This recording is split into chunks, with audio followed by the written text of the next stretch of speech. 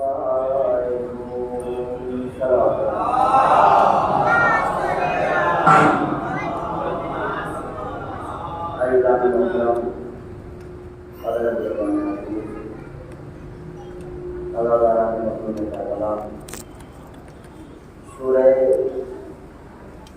الحشر کی آخری آیات میں سے ایک آیت کو میں نے آپ کے سامنے تلاوت کیا اور اب اس کے اپنی گفتگو کو آگے بڑھایا جائے، اس آیت کے ذریعے میں بیان کیا جائے۔ اگر تھوڑا سمجھ کر آپ آگے آ جائیں، فاصلے ختم ہو جائے تو زیادہ بہتر رہے گا۔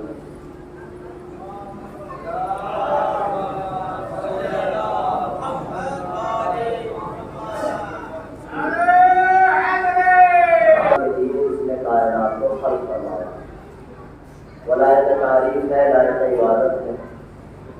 دنیا کی ہر چیز روح جو بھی کائنات میں روح رکھتی ہے وہ اسی سے طلب کرتی ہے، اسی سے مانگتی ہے۔ کائنات میں جو بھی سی روح ہے وہ اسی سے طلب کرتی ہے، اسی سے مانگتی ہے۔ اے مبدأ فیض علی الاطلاق، اے خالق انفس و آفاق، اے مالک موت و حیات، اے حاکم شش جہاد، اے مدبر زمان و مکان، اے واجب لامکان، اے نہا خانہ عدم سے نکل کر بازار وجود میں نمائش رکھ و سن کرنے والے، اے واجب کی بلندیوں سے امکان کی پستیوں کا جائزہ لینے والے، رحم کر رحم، کرم کر کرم، ہم محتاج ہیں تو غنی، تو اعلیٰ ہے ہم ادنا، ہم سائل ہیں تو مسئول، ہم طالب ہیں تو مطلوب، ہم کشکولے گدا تو دستے عطا، ہم کاسا فتح تو ابر صفا، مالک ہمیں بھول نہ جانا، ہم سے رخ موڑ نہ لینا، تیری نسیم کے قافلے چلتے رہے، رحمت کے دروازے کھلتے رہے، ہم اسی طرح فیضیاب ہوتے رہے۔ جس نے اس کا جلوہ جہاں دیکھا اس سے مانگا، کسی نے اس کا جلوہ شمس میں دیکھا تو اس سے مانگا، کسی نے اس کا جلوہ قمر میں دیکھا تو اس سے مانگا۔ توجہ چاہتا ہوں، تمیزی گفتگو ہے، یہی تمیزی گفتگو ہوتی ہے تو آئندہ تقریر میں کام آتی ہے۔ جس نے اس کا جلوہ جہاں دیکھا اس سے وہاں مانگا، کسی نے اس کا جلوہ گنگا کے جل میں دیکھا تو اس سے مانگا، کسی نے اس کا جلوہ مہاتما بدھ کے آبروسی مجسمے میں دیکھا تو اس سے مانگا، کسی نے اس کا جلوہ زرد رنگ کی گائے میں دیکھا تو اس سے مانگا۔ مانگتے سب اسی سے ہے، طریقے بدل رہے ہیں، پکارتے سب اسی کو ہے، آوازیں بدل رہی ہیں۔ کوئی مسجد میں اللہ کہتے پکارتا ہے، کوئی مندر میں بھگوان کہتے پکارتا ہے، کوئی کلیسا میں گوڑ کہتے پکارتا ہے۔ پکارتے سب اسی کو ہے، طریقے بدل رہے ہیں، آوازیں بدل رہی ہے۔ کسی نے پیدا ہوتے ہی پکارا، کسی نے 40 سال کے بعد پکارا، کسی نے پیدا ہوتے ہی پکارا اور کسی نے 40 سال کے بعد پکارا۔ مگر جو میں بیان کرنا چاہتا ہوں وہاں آپ پہنچ نہیں رہے ہیں، اور جو وہاں پہنچ رہے ہیں آپ میں بیان نہیں کر رہا ہوں۔ یہ 40 سال کے بعد پکارنے والا کون تھا؟ یہ کوئی معمولی انسان نہیں تھا، بلکہ یہ جب تخت حکومت پر آیا تو اس نے سب سے پہلے اعلان کیا، انا ربکم الاعلیٰ، میں رب اعلیٰ ہوں۔ فرعون، اس کو قرآن مجید کہتا فرعون ذی الاوتاد، میخوں والا فرعون۔ اور جب اس نے اپنے ربوبیت کا اعلان کیا تو کیا اللہ کے اختیار میں نہیں تھا کہ اسی وقت عذاب نازل کرتا اور صفائے ہستی سے اس کو ختم کر دیتا؟ مگر اللہ نے کہا نہیں، جس زبان سے ہم نے اپنے حق کا انکار سنا ہے اسی زبان سے ہم پکار بھی سنیں گے۔ اور جب یہ فرعون موسیٰ کا تعاقب کرتے ہوئے، موسیٰ کا پیچھا کرتے ہوئے دریائے نیل کے سینٹر میں پہنچا، درمیان میں پہنچا، تو جب جو دریائے نیل کی موجیں دیواریں بن کر کھڑی ہوئی تھی آپس میں گلے ملنے لگی۔ کم سے کم ہمیں دریائے نیل کی موجوں سے اتنا سبق لے لینا چاہیے کہ جب کبھی مشترکہ دشمن سے لڑنا ہو تو بچھڑے ہوئے گلے مل جاؤ۔ جب ہمیں فرعون ڈوبنے لگا تو اب یہ اس نے پکارا موسیٰ مجھے بچا لے، میں تیرے رب پر ایمان لے کر آتا ہوں، موسیٰ میں تیرے رب پر ایمان لے کر آتا ہوں۔ تقریر کا پہلا جملہ آپ کے سماعت کے حوالے ہے، موسیٰ مجھے بچا لے میں تیرے رب پر ایمان لے کر آتا ہوں۔ معلوم ہوا جب نقلی پر مصیبت پڑتی ہے تو وہ اصلی کو پکارتا ہے، جب نقلی پر مصیبت پڑتی ہے تو وہ اصلی کو پکارتا ہے۔ اگر تو نہ ہوتا تو میں ہلاک ہو جاتا۔ یہ جملہ بتا رہا ہے کہ کل بھی نقلی تھا، آج بھی نقلی ہے۔ دور پڑے محمد آل محمد پر۔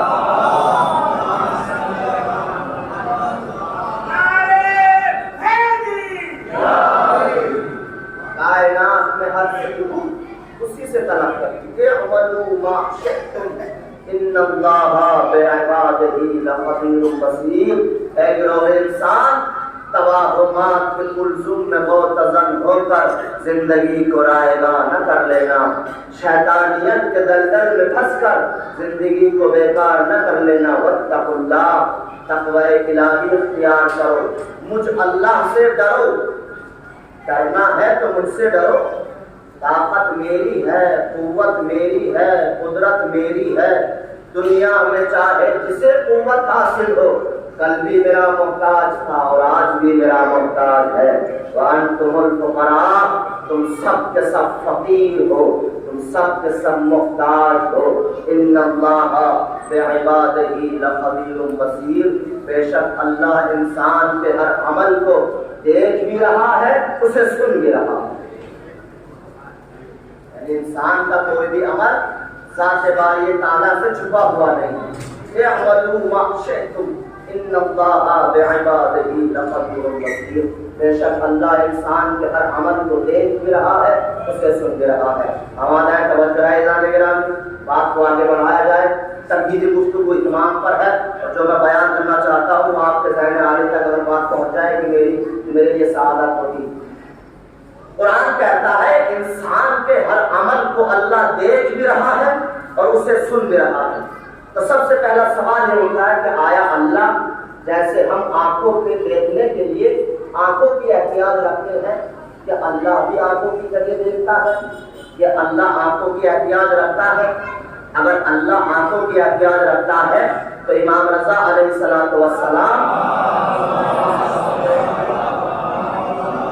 ارشاد فرماتے، کتاب کا نام عیون و اخبار الرضا، اس کتاب میں ارشاد فرماتے کہ العین شحمۃ هو السواد وهو البیاض، یہ آنکھ جو ہے یہ ایک چربی کا ٹکڑا ہے، اس کے اندر سیاہی بھی ہے اور اس کے اندر سفیدی بھی ہے۔ دیکھنا کام نہ اس سفیدی کا ہے نہ اس سیاہی کا ہے، تو دیکھنا کام کس کا ہے؟ اگر میں آپ سے پوچھوں کہ بھائی دیکھنا کام کس کا ہے؟ آنکھ کا؟ لیکن نہیں، دیکھنا کام آنکھ کا نہیں ہے۔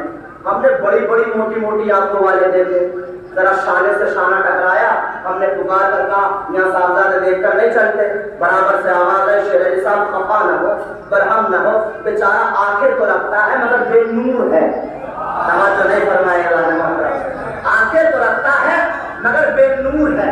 اس کا مطلب دیکھنا کام آنکھ کا نہیں ہے، دیکھنا کام ہے نور کا، دیکھنا کام ہے نور کا۔ وَجَعَلْنَا لَهُ نُورًا، ہم نے انسان کے لیے ایک نور بنایا ہے جس کے واسطے سے، جس کے وسیلے سے انسان راستہ چلتا ہے۔ معلوم ہوا راستہ چلانے والا نور ہوتا ہے، راہ دکھانے والا نور ہوتا ہے۔ وہ مسکنُهَا فِی الدِّمَاغ، اور اس نور کا مسکن اور اس نور کا ٹھکانہ دماغ ہوتا ہے۔ معلوم ہوا نور جب بھی رہتا ہے بلندیوں میں رہتا ہے۔ اللہ اکبر، نور جب بھی رہتا ہے بلندیوں میں رہتا ہے۔ تو اللہ ہے خالق نور، تو اب وہ دیکھنے کے لیے آنکھوں کی احتیاط نہیں رکھتا، وہ سننے کے لیے کانوں کی احتیاط نہیں رکھتا، بلکہ وہ دیکھ رہا ہے بعینہ۔ امام فرماتے وہ دیکھ رہا ہے بعینہ، وہ سن رہا ہے بعینہ۔ اللہ اکبر۔ اللہ ہمارے شیعہ حضرات کا بچہ بچپن سے یہ عقیدہ لے کر اٹھتا ہے کہ اللہ جسم و جسمانیت سے مبرہ و منزہ ہے کہ نہیں؟ شیعہ حضرات کا ہر بچے کا یہ عقیدہ ہے کہ بچپن سے ہمارے والدین مولوی حضرات کو بچپن سے یہی عقیدہ لے کر اٹھتے ہیں بچہ کہ اللہ جسم و جسمانیت سے مبرہ اور منزہ ہے، یعنی اللہ جسم نہیں رکھتا۔ جب ہم شیعہ حضرات کا بچہ بچپن سے یہ عقیدہ لے کر اٹھتا ہے کہ اللہ جسم نہیں رکھتا، اور ایک طرف ہمارا یہ عقیدہ ہے اور دوسری طرف یہ عقیدہ ہے کہ علی وجہ اللہ ہے۔ کرو وجہ اللہ کا ترجمہ، اللہ کا چہرہ۔ ایک طرف یہ عقیدہ ہے کہ اللہ جسم نہیں رکھتا اور دوسری طرف یہ عقیدہ ہے کہ علی وجہ اللہ ہے۔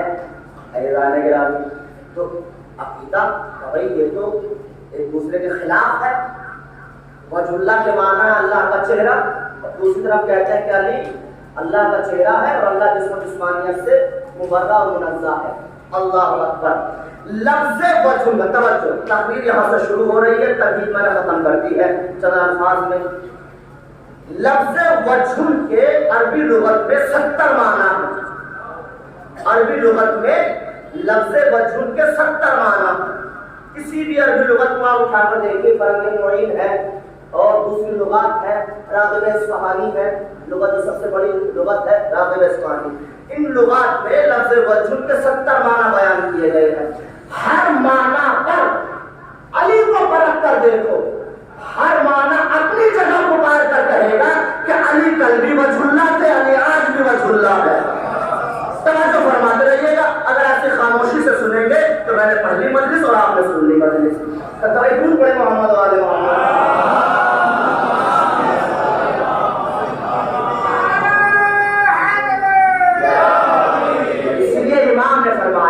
بولو تاکہ پہچانے جاؤ، بولنے سے انسان پہچانا جاتا ہے۔ یہ جو سبحان اللہ واہ واہ ہوتی ہے، یہ خطیب کی خطابت اچھی یا بری ہونے کے اس میں نہیں ہوتی، تاکہ یہ زبان بتاتی ہے کہ میں بھی علی کی چاہنے والی ہوں۔ یہ زبان کا عقیدہ بیان کیا جاتا ہے۔ لفظ وجہ کے ایک معنی ہے، لفظ وجہ کے ایک معنی ہے باب، دروازہ۔ جا کے دیکھیے گا، لفظ وجہ کے ایک معنی ہے باب، دروازہ۔ کسی مسجد کا دروازہ ہونا اور بات ہے، توجہ نہیں فرمائے جانے محترم۔ کسی امام بارگاہ کا دروازہ ہونا اور بات ہے، مگر شہر علم کا دروازہ ہونا اور بات ہے۔ لفظ وجہ کے ایک معنی ہے سید، سردار ہونا۔ سید چاہے غریب ہو یا امیر ہو، سردار سردار رہے گا۔ ہمارے استاد ہیں، بڑے بزرگ ہیں، اللہ ان کو طول عمر عطا فرمائے، نعیم عباس صاحب، ان سے کہا کہ سادات کا کوئی احترام نہیں ہے۔ کہا کیوں؟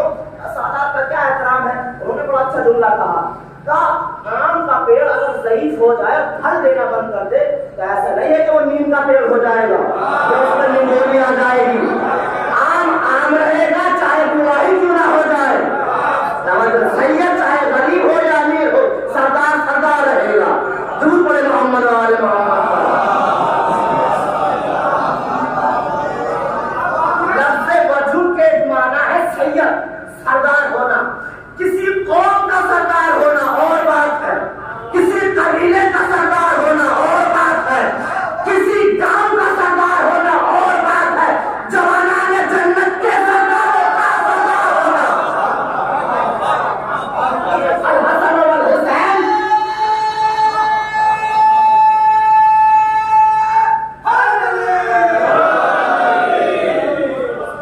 الحسن والحسین سیدہ شباب اہل الجنہ وابوہما خیر منہما، میرے دونوں بیٹے جوانان جنت کے سردار ہیں۔ وابوہما خیر منہما، جو خود جوانان جنت کے سردار ہیں ان کا باپ ان سے بھی بہتر ہے۔ جو جوانان جنت کے سرداروں کا سردار ہے۔ لفظ وجہ کے ایک معنی ہے سردار ہونا۔ توجہ الہی، لفظ وجہ کے ایک معنی ہے چہرہ۔ یہ چہرہ تھوڑا ڈیفیکلٹ معنی ہے، مگر سمجھا کر آپ کو ذرا مت چہرے۔ توجہ، جو صاحب علم حضرات ہیں اور مجالس سنتے ہیں، علمی بیان سنتے ہیں، ان سے خصوصی توجہ چاہتا ہوں۔ چہرہ، اس چہرے کے کیا معنی ہے؟ تو اردو لغت کے سب سے چھوٹی لغت کا نام بتا دوں آپ کو، فروز اللغات۔ آپ اس میں جا کر دیکھیے گا چہرے کے کیا معنی ہے۔ چہرے کے معنی ہے کسی چھپی ہوئی چیز کے ظاہر ہونے کا سبب بننا۔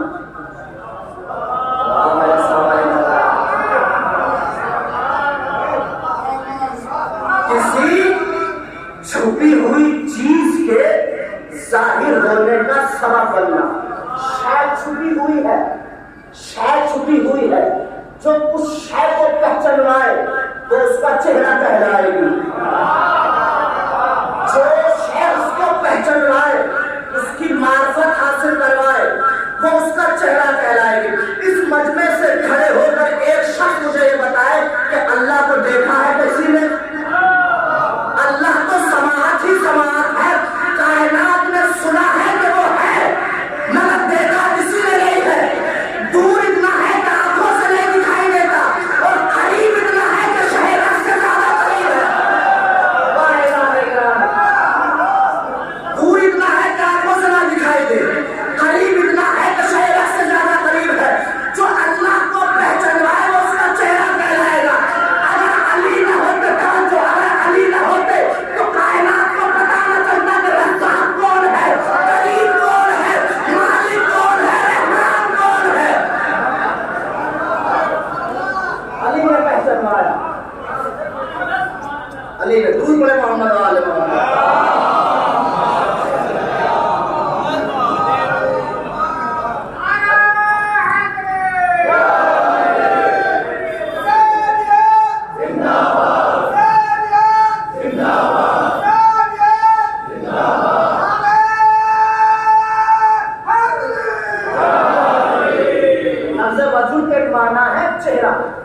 چہرہ کائنات نے سنا ہے کہ وہ ہے۔ چہرے کے کیا معنی ہے؟ کسی چھپی ہوئی چیز کے ظاہر ہونے کا سبب بننا۔ شے چھپی ہوئی ہے، جو اس کو پہچانوائے وہ اس کا چہرہ کہلائے گی۔ مثلا مثال دے دوں، بات اور بھی آسان ہو جائے گی۔ علماء حضرات موجود ہیں یہاں پر، میری بات کی تائید کریں گے۔ مثلا آپ تو کافی عرصے کے بعد مسلم جاری فارم آیا، بہت سے لوگوں کو چہرے سے پہچانتا ہوں، ریلیشن بھی، رشتہ داریاں بھی، مگر وہ میری طرف سے پشت کر کر کھڑے ہوئے تھے۔ میں ان کی کمر کو دیکھ رہا تھا مگر پہچان نہیں پایا کہ یہ ہے کون۔ گردن دیکھ رہا تھا مگر پہچان نہیں پایا یہ ہے کون۔ لیکن جیسے ہی چہرے کو دیکھا فوراً پہچان گیا، یہ تو بھائی فلاں انسان ہے۔ یا آپ روز اخبار میں پڑھتے ہیں کہ ایک لاش ملی ہے جو پہچانی نہیں جا رہی ہے، اس لیے کہ اس کے جسم پر اس کا چہرہ نہیں ہے۔ توجہ نہیں فرمایا اعلان محترم، اس کے جسم پر اس کا چہرہ نہیں ہے۔ معلوم ہوا جسم کی پہچان کا ذریعہ ہے چہرہ۔ توجہ اعلان محترم، جسم کی پہچان کا ذریعہ ہے چہرہ۔ اسی لیے پیغمبر نے ارشاد فرمایا، یا علی انت منی بمنزلۃ راس من جسدی، یا علی تجھے مجھ سے وہی نسبت حاصل ہے جو میرے سر کو میرے جسم سے ہے۔ اللہ اکبر، جو میرے سر کو میرے جسم سے ہے۔ جس طرح بغیر سر کے جسم نہیں پہچانا جاتا، اسی طرح بغیر علی ولی اللہ کے محمد رسول اللہ نہ کل پہچانا جائے گا نہ آج پہچانا جائے گا۔ درود پڑھے محمد والے محمد۔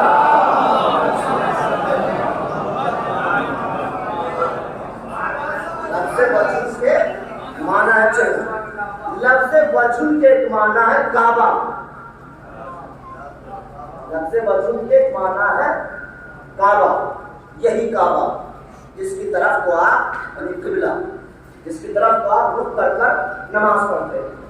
اب آپ کیا کہیں گے علی وجہ اللہ، اس معنی میں کہاں لے جائیں گے؟ تو میں اپنی کتاب کا حوالہ نہیں دیتا، اہل سنت کے بہت بڑے عالم ہیں، ان کی کتاب ہے بارہ حمانی ہے، گجرات کے بہت بڑے عالم، ان کی کتاب ہے سیرت محمد عربی، کتاب کا نام سیرت محمد عربی۔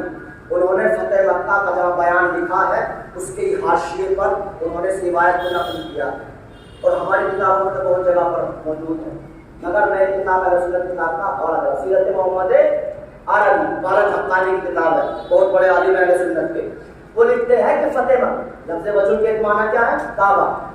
فتح مکہ کے موقع پر پیغمبر نے بلال کو بلایا کہ بلال ادھر آؤ، بلال آ گئے کہ بلال کعبے کی چھت پر چڑھ جاؤ، بلال کعبے کی چھت پر چڑھ گئے کہ بلال اذان کہو، بلال خاموش ہو گئے کہ بلال میں کہہ رہا ہوں اذان کہو، بلال پھر خاموش ہو گئے کہ بلال میں اللہ کا نبی تمہیں حکم دے رہا ہوں اذان کہو، بلال کہتے ہیں اللہ کے نبی میں حیران ہوں، پریشان ہوں، میری سمجھ میں نہیں آتا خاموش کیوں؟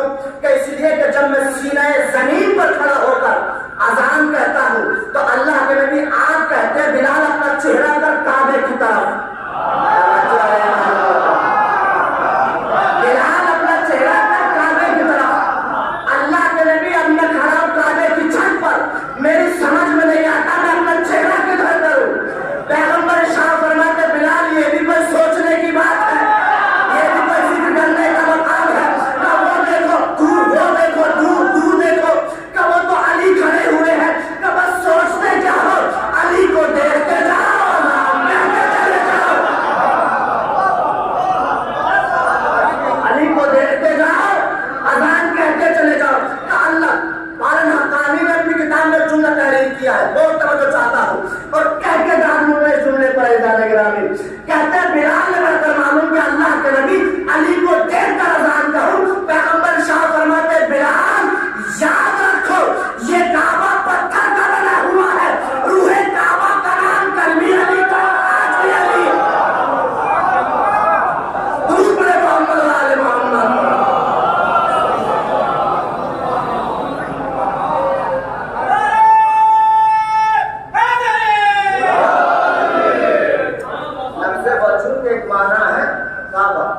لفظ وجہ کے ایک معنی ہے آمنے سامنے، آمنے سامنے، آمنے سامنے مطلب یعنی کوئی شے اس سے پوشیدہ نہ ہو، ہر چیز کا عالم ہو،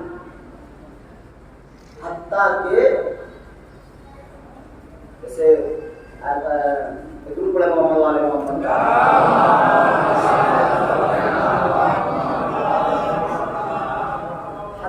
فاضل اندرانی کی کتاب ہے وجہ اللہ کے نام سے یہ کتاب ہے فاضل اندرانی، اس میں انہوں نے ایک جملہ ظاہر کیا کہ آمنے سامنے کا مطلب یہ ہے کہ نہ دنیا میں کوئی چیز پوشیدہ ہو، نہ قبر کی کوئی چیز پوشیدہ ہو، نہ آخرت کی کوئی چیز پوشیدہ ہو، یعنی ایسا عالم ہو جو اولین کا بھی علم رکھتا ہو اور آخرین کا بھی علم رکھتا ہو، توجہ نہیں فرمائے گا محترم، ایسا عالم ہو جو اولین کا بھی علم رکھتا ہو اور آخرین کا بھی علم رکھتا ہو۔ میں روایت پڑھنا نہیں چاہتا تھا مگر آپ نے مجبور کر دیا آپ کی خاموشی نے کہ روایت پڑھوں۔ عزیزان گرامی، جناب فاطمہ بنت اسد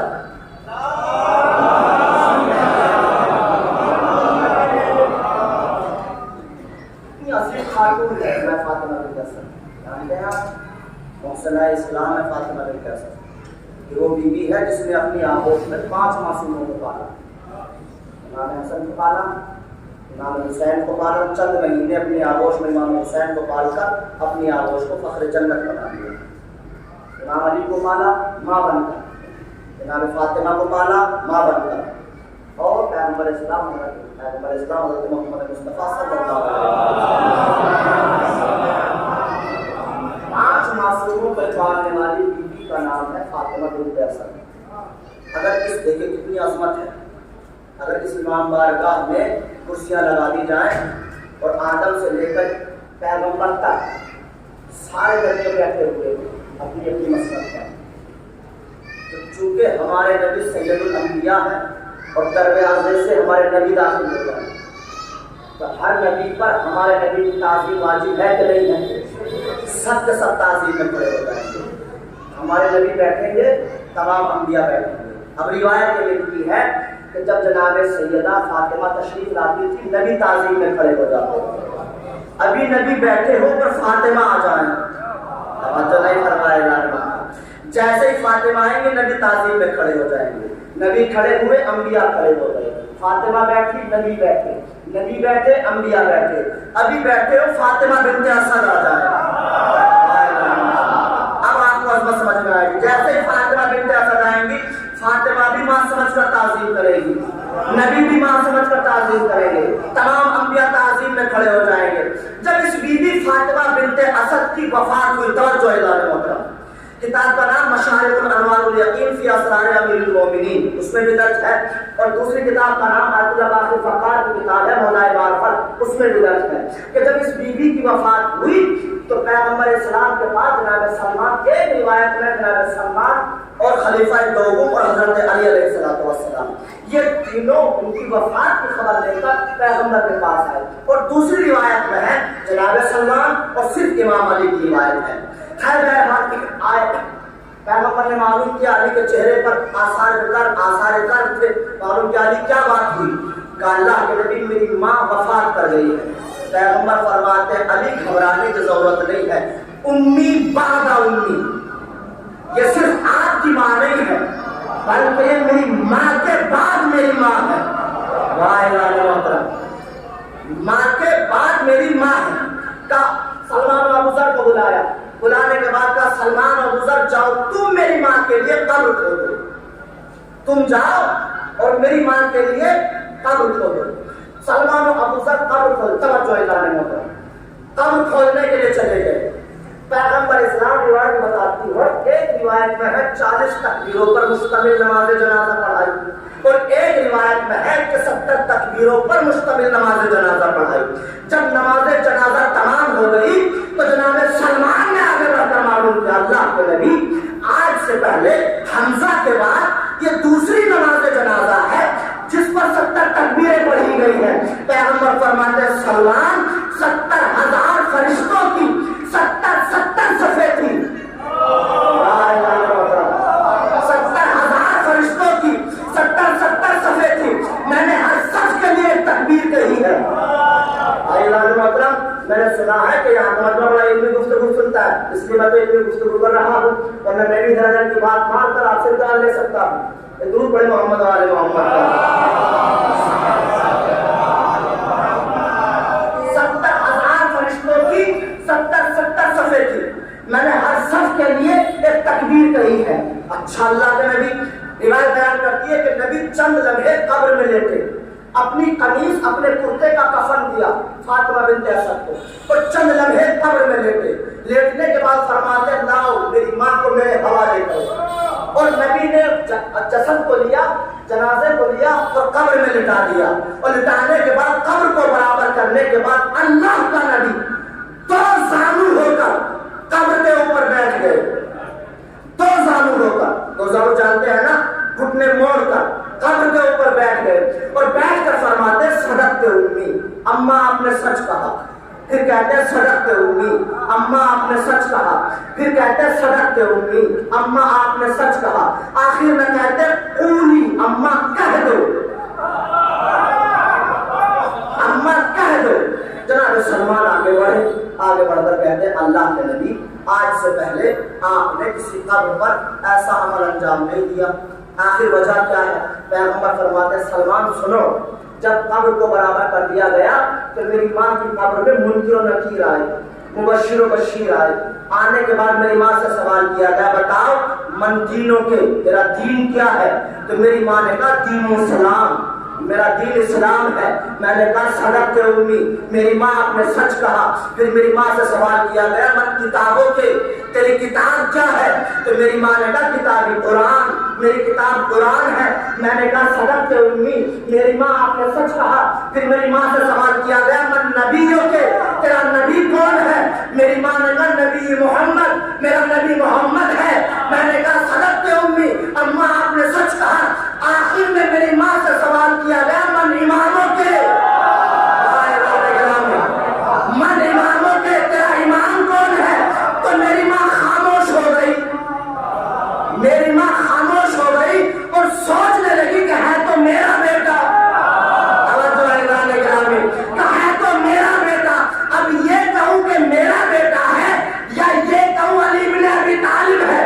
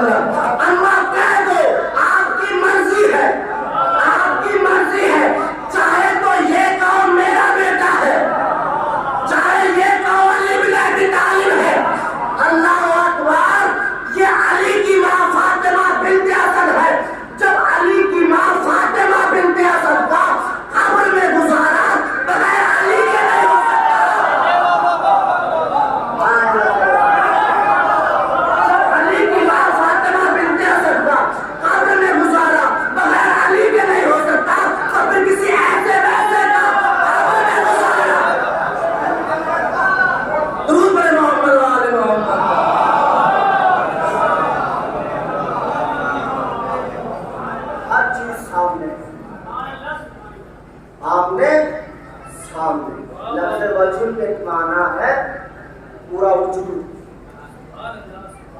पूरा वजूद। आप कहेंगे ये कैसे है?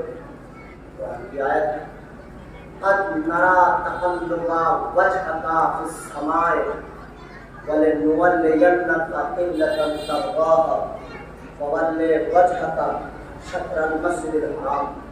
میرے حبیب اس آیت میں جو پہلا لفظ وجہ استعمال ہوا ہے اس کے معنی چہرے کے لیے۔ میرے حبیب ہم تیرا بار بار آسمان کی طرف وجہ اٹھانا یعنی چہرے کا اٹھا کر دیکھنا جانتے ہیں تو زبان سے کچھ نہیں چاہتا کہتا، مگر ہم نے دل کی آواز کو جانتے ہیں کہ تو کہنا کیا چاہتا ہے۔ روایت میں ہے کہ اس وقت جو قبلہ تھا بیت المقدس تھا، بیت المقدس یا بیت المقدس قبلہ تھا۔ نبی کے دل کی خواہش تھی کہ بیت المقدس قبلہ نہ ہو کر کعبہ قبلہ ہو جائے، تو لفظ وجود کے ایک معنی پورا وجود ہے۔ ایک مثال دے دو تاکہ معنی واضح ہو جائے۔ اگر آپ قبلے سے منحرف ہوں، اگر آپ قبلے سے منحرف ہوں اور اذان ہو جائے اور صرف اپنا چہرہ قبلے کی طرف کریں تو نماز ہو جائے گی؟ نہیں، جب تک پورا وجود قبلے کی طرف نہ آئے گا، پورا وجود سامنے، جب تک پورا وجود قبلے کی طرف نہیں آئے گا تب تک آپ کی نماز نہیں ہوگی۔ اسی لیے لفظ وجود کے ایک معنی ہے پورا وجود۔ یہی وجہ ہے کہ جب پیغمبر اسلام کسی روایت میں ہے پہلی رکعت کا پہلا رکوع تھا، پہلی رکعت کا رکوع تھا، کسی روایت میں ہے کہ دوسری رکعت کا رکوع تھا، تو آیت نازل ہوئی فَوَلِّ وَجْهَكَ شَطْرَ الْمَسْجِدِ الْحَرَامِ۔ میرے حبیب اپنے وجہ کو پھیر دے، اپنے وجہ کو پھیر دے، اپنے وجود کو پھیر دے بیت المقدس سے قبلے کی طرف۔ تو رکوع کی حالت میں جب آیت نازل ہوئی جسٹ بالکل پیغمبر کے پیچھے علی کھڑے ہوئے تھے، جیسے ہی آیت نازل ہوئی، آیت کا نازل ہونا تھا مثلا یہ ہے بیت المقدس اور اس کے بالکل پیچھے ہے قبلہ کعبہ۔ آیت نازل ہوتے ہی پیغمبر نے گھومنا شروع کیا رکوع کی حالت میں، جیسے جیسے نبی گھومتے گئے،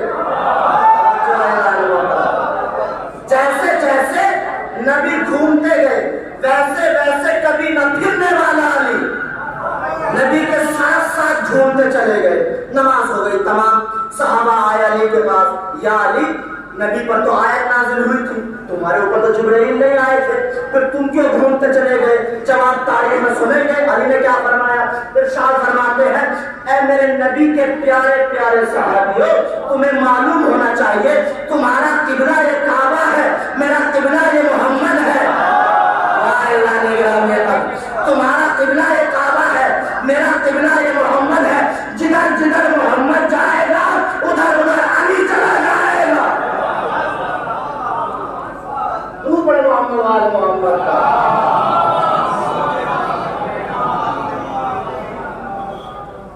لفظ وجہ کے ایک معنی ہے رضا، مرضی۔ پیچھے بیان کرنا پورا وجود، لفظ وجود کے ایک معنی ہے رضا، مرضی۔ کہیں گے یہ کیسے؟ یہ تو قرآن کی آیت ہے۔ درود پڑھے محمد والے محمد۔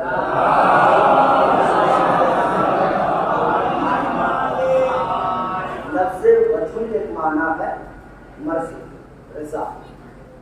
اب پہلے کون سی آیت ہے؟ پیغمبر اسلام جب جناب سیدہ کے گھر آئے، بچوں کو علیم دیکھا، کہا آپ نظر مانگے، نظر مانگے روزے۔ سائل آیا، پورا واقعہ بیان نہیں کرتا۔ سائل آیا، روٹیاں لے کر چلے گئے، تو جب روٹیاں لے کر چلے گئے تو اللہ نے کیا کہا؟ جزاء بما صبروا جنۃ وحریرا، میں تمہیں اس عمل کی جزا میں جنت اور حریر جنت دیتا ہوں۔ تو اہل بیت نے کیا کہا اپنی آواز میں؟ پروردگار ہم نے یہ جو عمل انجام دیا ہے لوجہ اللہ، صرف اور صرف تیری رضا کے لیے کیا، تیری مرضی کے لیے کیا۔ یہاں وجہ کے معنی کعبہ نہیں ہے، یہاں وجہ کے معنی چہرے کے نہیں ہے، یہاں وجہ کے معنی دروازے کے نہیں ہے، یہاں وجہ کے معنی ہے رضا کے، مرضی کے، یعنی ہم نے صرف تیری رضا کے لیے دیا ہے۔ ارے جملہ کہہ دو، آسان جملہ ہے، کہنے کو بہت بڑا جملہ ہے مگر سننے کو بڑا چھوٹا ہے۔ اللہ کی رضا کا آئینہ ہے علی بن ابی طالب۔ نماز پڑھی کس لیے پڑھی؟ قربۃ للہ، رضا الہی کے لیے۔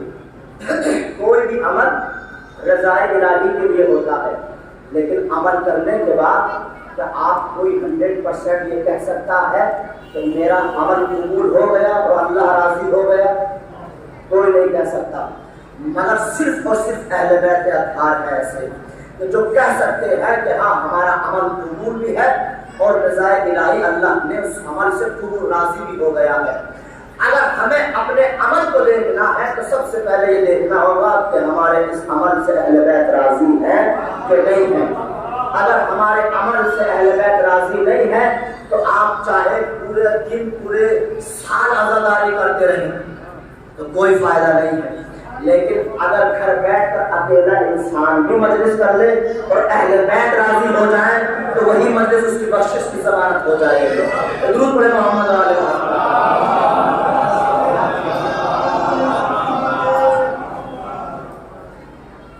تو لفظ وجہ کے معنی ہے رضا، مرضی۔ معلوم ہو کہ وہ ہمارے عمل سے راضی ہے کہ نہیں، تو اگر رضا الہی کو دیکھنا ہو تو اہل بیت کو دیکھو۔ اللہ کی رضا کا آئینہ ہے علی بن ابی طالب، رضا الہی کا آئینہ ہے علی بن ابی طالب۔ اگر علی راضی ہے تو اللہ بھی راضی ہے۔ اسی لیے پیغمبر اسلام نے ممبر کوفہ سے خطبہ ارشاد فرمایا، کتاب کا نام فضائل الشیعہ، فضائل الشیعہ کے پہلے ہی صفحے پر خطبہ لکھا ہوا ہے۔ ارشاد فرماتے پیغمبر اسلام، ما بال اقوام یذکرون من له منزلۃ عند اللہ کمنزلتی ومقام ومقام الا النبوۃ الا ومن احب علیا فقد احبنی ومن احبنی فقد احب اللہ ومن احب اللہ فقد رضی اللہ کافہ بالجنہ۔ کیا ہو گیا اس پہ ہدا قوم کو؟ یہ اس کے بارے میں اگر گفتگو کرتے ہیں اللہ کے نزدیک جس کا وہی مقام ہے جو میرا مقام ہے،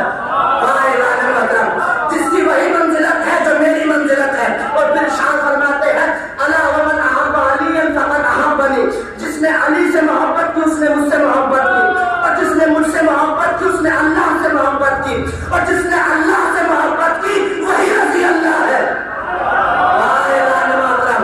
وہی رضی اللہ ہے۔ کافہ بالجنہ، اللہ اس کو جنت کم سے کم اجر اس کا جنت ہے۔ توجہ نہیں فرمائے ایران محترم، اگر آپ مجھے تھوڑا سا سہارا دے دیتے تو میں بات کو آگے نہ بڑھاتا۔ تو اللہ نے پیغمبر نے کیا فرمایا؟ رضی اللہ کون ہے؟ رضی اللہ وہ ہے جو اللہ سے محبت کرے۔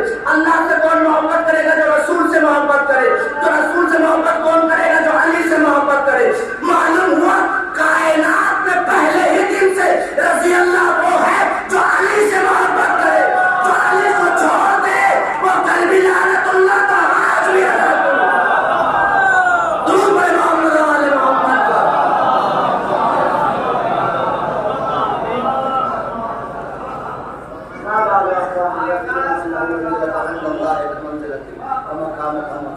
ایک آیت پڑھ دو اگر آپ تھکے نہیں، اگر آپ نماز جمعہ پڑھتے ہیں سر آپ نے آیت سنی ہوگی، یا ایھا الذین آمنوا ان زعمتم انکم اولیاء للہ من دون الناس فتمنوا الموت ان کنتم صادقین۔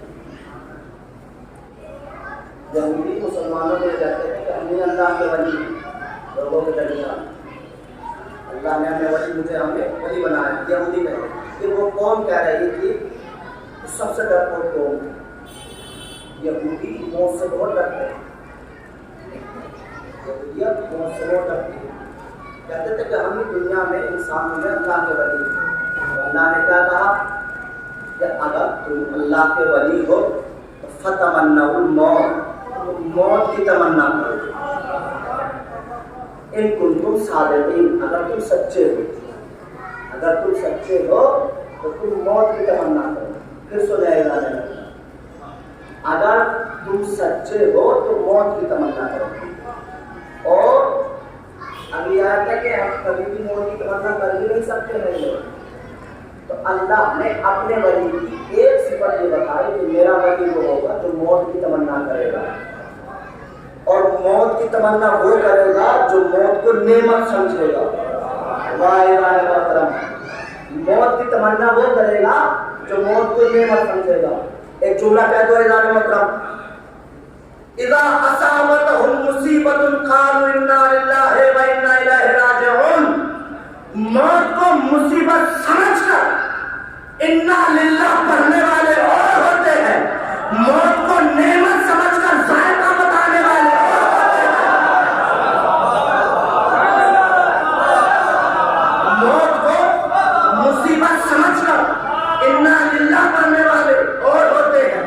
موت کو نعمت سمجھ کر ذائقہ بتانے والے اور ہوتے ہیں. ایک جملہ اور کیا تو اعلان محترم. آئی موت کو گلے لگانا اور بات ہے. اعلان محترم گلے پڑی موت کو گلے لگانا اور بات ہے. موت کو نعمت سمجھ کر مسجد میں سوئے ہوئے اپنے قاتل کو دھو کر مار کے جگانا اور بات ہے. موت کو نعمت سمجھتا ہے. موت کو نعمت سمجھتا ہے. موت کو جو نعمت سمجھے گا وہی اللہ کا ولی ہوگا جو موت کی تمنا کرے گا. واہ اعلان گرامی. یہی وجہ ہے ہم نے پوری تاریخ میں نہیں گھسنا چاہتا ہے اعلان موت کا. درود پڑھیں محمد والے محمد.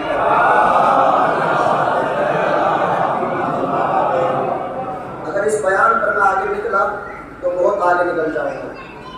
میں بیان کو سمیٹ دیتا ہوں تھوڑا سا. موت کی تمنا کرو اگر تم سچے ہو. اللہ اکبر.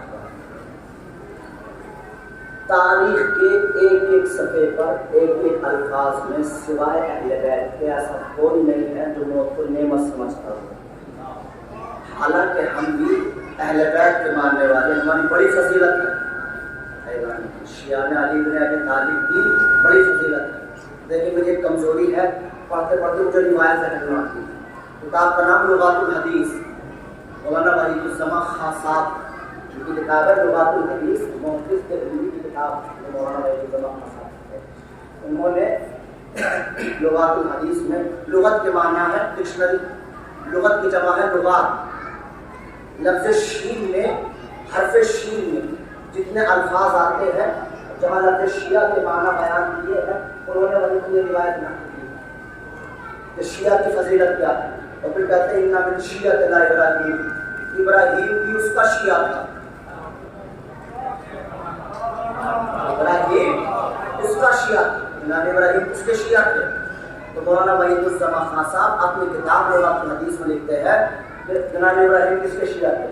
وہ کہتے ہیں کہ پیغمبر اسلام حضرت محمد مصطفیٰ صلی اللہ علیہ وسلم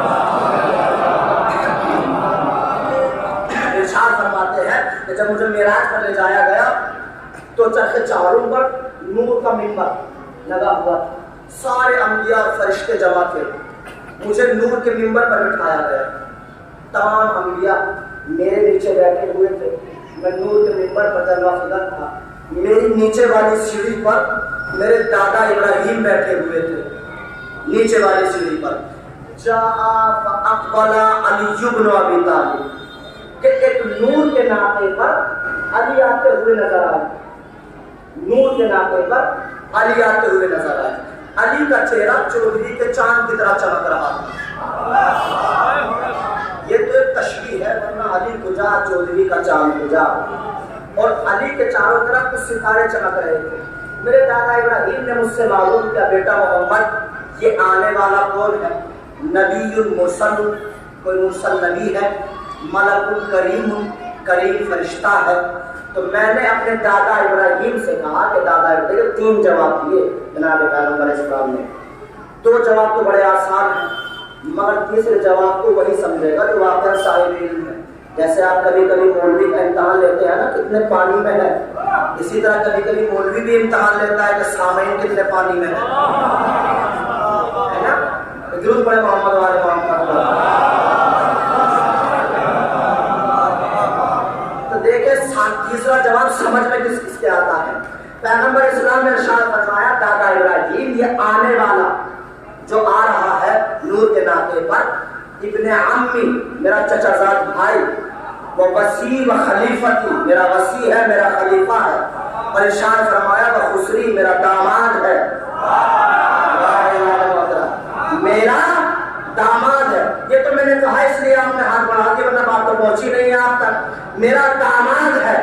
آپ اگر غور فرماتے معراج کے بعد جناب فاطمہ کی ولادت ہوئی ہے، وہ سیب کھایا ہے، پھر آگے جناب فاطمہ کی ولادت ہوئی ہے، اور پیغمبر معراج پر کہہ رہے ہیں کہ یہ علی میرا داماد ہے، یہ علی میرا داماد ہے، یہ علی میرا داماد ہے۔ ایک جملہ کہہ دو ایمان محترم، معلوم ہوا نبی کے بیٹی کے رشتے کی بات بند کمروں میں نہیں ہوتی ہے، بلکہ اس کے پیدا ہونے سے پہلے آسمان پر ہوتی ہے۔ یہ میرا داماد ہے۔ پھر جناب ابراہیم نے بات معلوم کیا، بیٹا محمد ہاؤلائی کت نجوم، یہ اس کے چاروں طرف جو ستارے چمک رہے ہیں یہ کون ہے؟ تو میں نے اپنے دادا ابراہیم سے کہا ہوا شیعہ، تو یہ اس کے شیعہ ہیں، اس کے چاہنے والے ہیں۔ رفع راسہ من السماء، میرے دادا ابراہیم نے آسمان کی طرف اپنا چہرہ اٹھایا، وہاں ایک مرتبہ لکھا ہوا ہے، میں جوش و ولایت میں ڈوب کر 3 مرتبہ بیان کرتا ہوں۔ جناب ابراہیم نے اپنے چہرہ آسمان کی طرف اٹھایا، اور اٹھانے کے بعد کہتے ہیں اللہم اللہم اللہم من شیعت علی بن ابی طالب، اے میرے اللہ مجھے بھی علی کے شیعوں میں سے شیعہ بنا، مجھے بھی علی کے شیعوں میں سے ایک شیعہ بنا۔ توجہ اعلان محترم، جو گونگا اس کو تو میں بلا نہیں سکتا ہوں، مگر جو بات کہنے جا رہا ہوں بڑی پیاری بات ہے، مجھے بھی علی کے شیعوں میں سے ایک شیعہ بنا۔ جو مولوی مفتی ٹیلی ویژن پر انٹرنیٹ پر بیٹھ کر یہ کہتا ہے کہ شیعہ کافر ہے، شیعہ کافر ہے، بھائی ہم اپنے لیے مان جائیں گے، مگر یہ تو بتا دے ابراہیم کو کس طرح سے ملے گا۔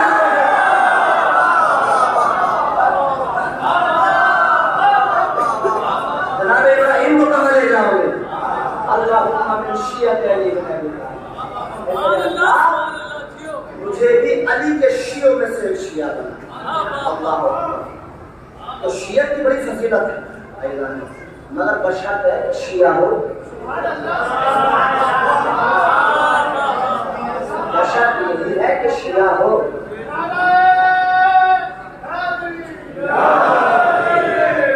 شرط یہی ہے کہ شیعہ ہو، زبان سے کہنا کافی نہیں ہے کہ ہم شیعہ ہیں، وہاں سے آواز آئے کہ یہ ہمارا شیعہ ہے، تب صاحب سمان جو واقعاً شیعہ ہوگا، واقعاً حقیقی شیعہ ہے، واقعاً شیعہ ہے۔ وہ ہندوستان میں اپنے گھر پر بیٹھ کر بھی اگر کہے گا السلام علیکم یا امیر المومنین، تو وہی سے جواب آئے وعلیکم السلام۔ تو اللہ کا ولی وہ ہوگا جو موت کی تمنا کرے گا۔ بس آخری بات ہے اور آخری روایت ہے اور اپنے مسائل قلم ہونا ہے، برآمد ہونا ہے، اور چند جملے کے مسائل کو اس کے بعد مسائل۔ موت کی تمنا وہی کرے گا کہ موت کو لے مسئلہ دے گا، ساری باتیں چھوڑ دیتا ہے۔ حالانکہ بات بہت آگے ہے، میں آپ کو صرف ایک تاریخ کا ایک منظر پیش کر دیتا ہوں اور پھر بتاتا ہوں۔ جنگ خندق میں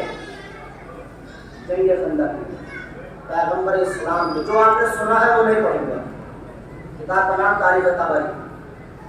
جنگ خندق میں جب عمر بن عبد العزیز نے نیزہ مارا پیغمبر اسلام کے خیمے پر، تو پیغمبر نے ارشاد فرمایا کون ہے اس کے مقابلے پر؟ تو تینوں مرتبہ علی کھڑے ہوئے، پیغمبر نے بٹھا دیا، تیسری مرتبہ کھڑے ہوئے تو علی کو بلایا، اور بلانے کے بعد جو موت سے خوف کھاتے تھے وہ بیٹھے رہ گئے، جو موت کو نعمت سمجھتا تھا وہ کھڑا ہوا۔ پیغمبر نے ارشاد فرمایا علی جاؤ، علی طبری علی چند قدم آگے بڑھے، بڑھنے کے بعد پیغمبر کی آواز ہے کہ علی ٹھہرو، رکو۔ علی رکے، تاریخ جملے پیغمبر آگے بڑھے، تاریخ طبری بیان کرتی ہے، پیغمبر آگے بڑھے، اپنی ذرا علی کے بدن کو سجائی، اپنی تلوار علی کو ذوالفقار عطا فرمائی۔ اور پھر ایک بڑا تاریخ تبری اور پیارا جملہ ہے، اگر آپ سمجھ گئے، پیغمبر نے اپنی دستار اتاری، اپنا امامہ اتارا اور امامہ اتار کر علی کے سر پر باندھ دیا۔ واہ الہ محترم، اپنی دستار اتار کر علی کے سر پر باندھ دی اور باندھ کر یہ بتا دیا اگر کوئی میری دستار کا وارث ہے تو وہ کر بھی علی ہے، آج بھی علی ہے۔ اگر کوئی میری دستار اگر کوئی میری دستار کا وارث ہے تو وہ کل بھی علی تھا اور آج بھی علی ہے۔ اور پھر شاہ فرماتے برز الایمان کلہ الی الکفر کلہ، کل ایمان کل کفر کے مقابلے پر جا رہا ہے۔ اکثر خطبہ اور ذاکرین یہاں پر ترجمہ کرتے ہوئے ایک غلطی کر جاتے ہیں، وہ کہتے ہیں کہ آج کل ایمان کل کفر کے مقابلے پر جا رہا ہے۔ عربی گرامر میں آج کا لفظ نہیں ہے، علماء تشریح کرنا ہے عربی میں کوئی مجھے بتائے الیوم کہیں ہے؟ الیوم کا لفظ کہیں نہیں ہے۔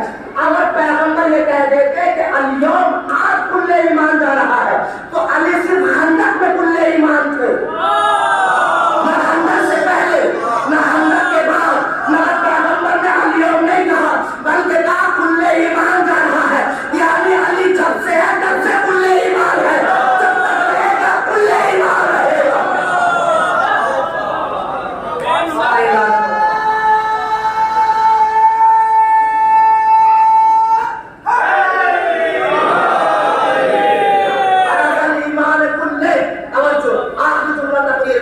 برز الایمان کلہ الی الکفر کلہ، آج برز الایمان کلہ الی الکفر کلہ، کل ایمان کل کفر کے مقابلے پر جا رہا ہے۔ تو علی کل ایمان ہے، جب سے علی ہے تب سے کل ایمان ہے، جب تک ہے تب تک کل ایمان رہیں گے۔ علی ہے کل ایمان، یہ باپ کا مقام ہے کہ کل ایمان ہے۔ بیٹا حسین کا کیا مقام ہے؟ تو معین الدین چشتی نے بات کہا دین است حسین، دین است حسین، حسین دین ہے، یعنی باپ کل ایمان ہے، بیٹا کل دین ہے۔ واہ الہ محترم، باپ کل ایمان ہے، بیٹا کل دین ہے۔ جو باپ سے گیا وہ ایمان سے گیا، جو بیٹے سے گیا وہ دین سے گیا۔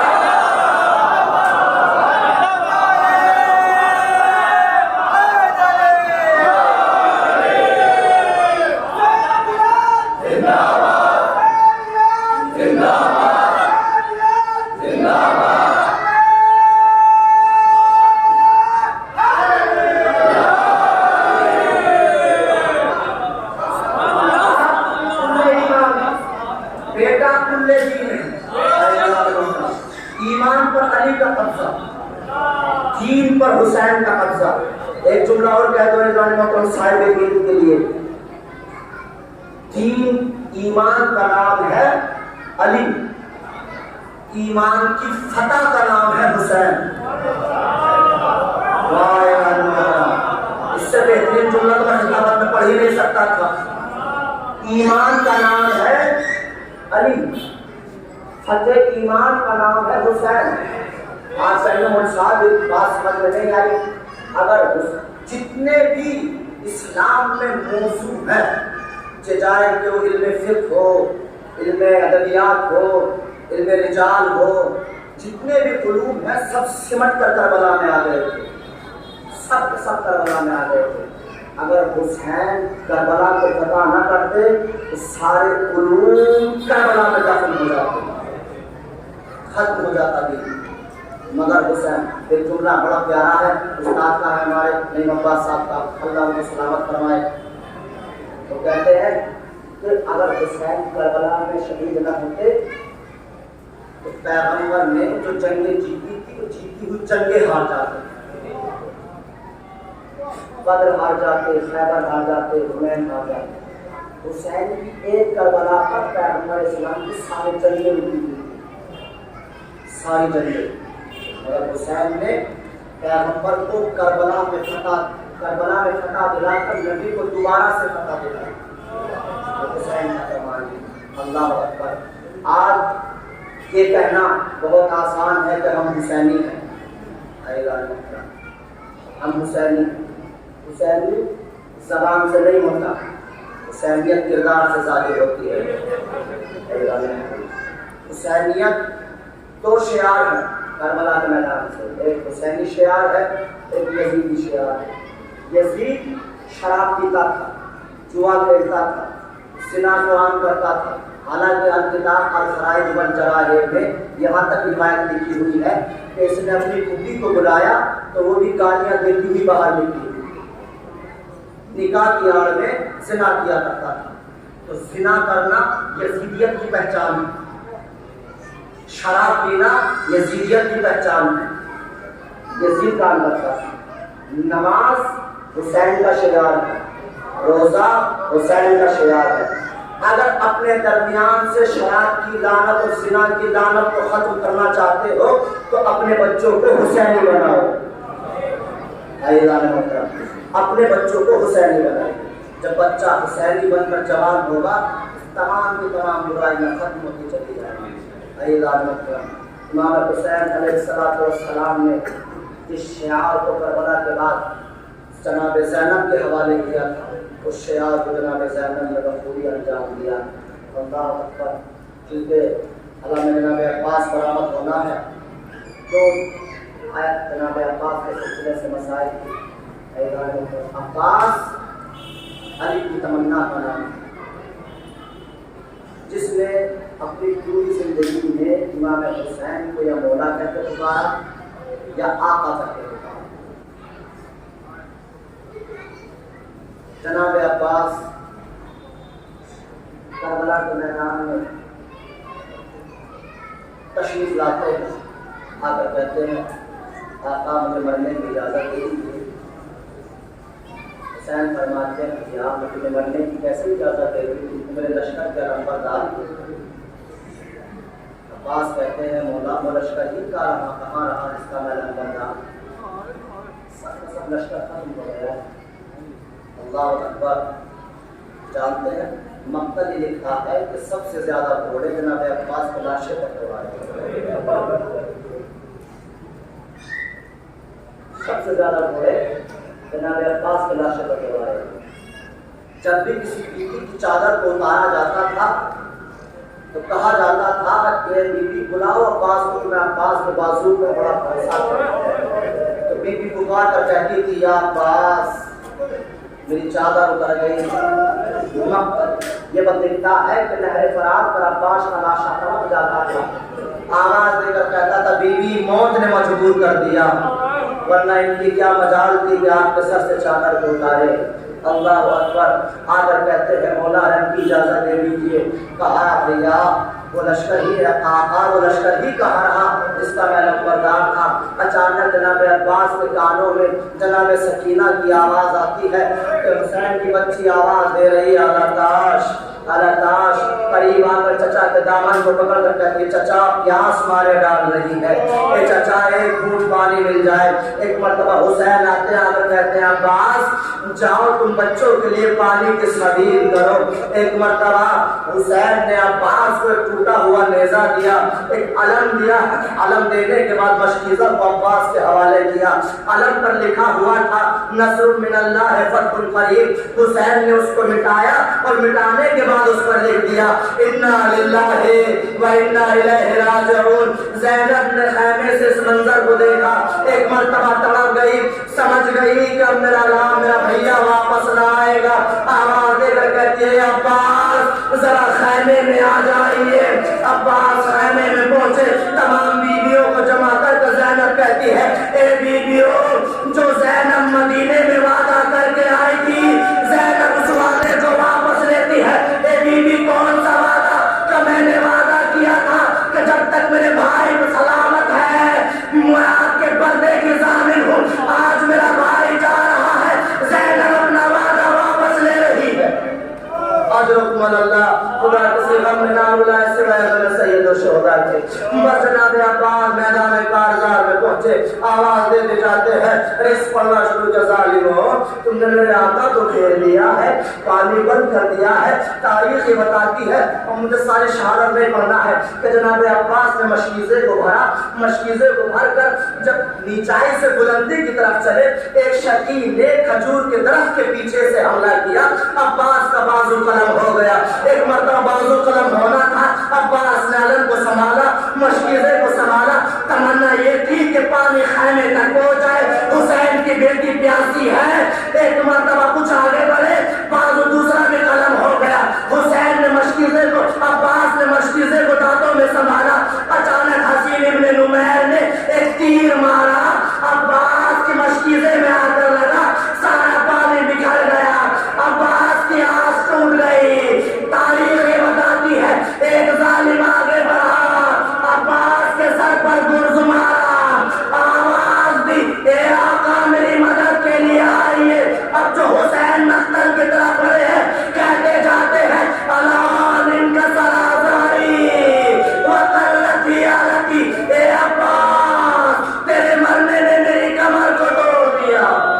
حضرت اللہ خدا کسی غم میں نہ رلائے. ایک مرتبہ حسین پہنچے, عباس کے سر کو اٹھایا, اٹھانے کے بعد کہتے ہیں بھیا کیا بات ہے کہ مولا جب اس دنیا میں آیا تھا تو سب سے پہلے آپ کی زیارت کی تھی, چاہتا ہوں جب اس دنیا سے جاؤں تو آپ کی زیارت کروں. کہ پھر پریشانی کیا ہے کہ ایک آنکھ میں خون جمع ہوا ہے, ایک آنکھ میں تیر لگا ہوا ہے. حسین نے ابا کے دامن کو لیا, عباس کی آنکھ کو صاف کیا, چہرے کو دیکھا, دیکھ کر فرماتے ہیں اے عباس میری بھی ایک تمنا ہے, جب سے دنیا میں آئے ہو مجھے آقا کہہ کے پکارا ہے, آج بھیا کہہ کے پکارو. ایک مرتبہ عباس نے کہا اے بھیا روح جنت کو پرواز کر گئی.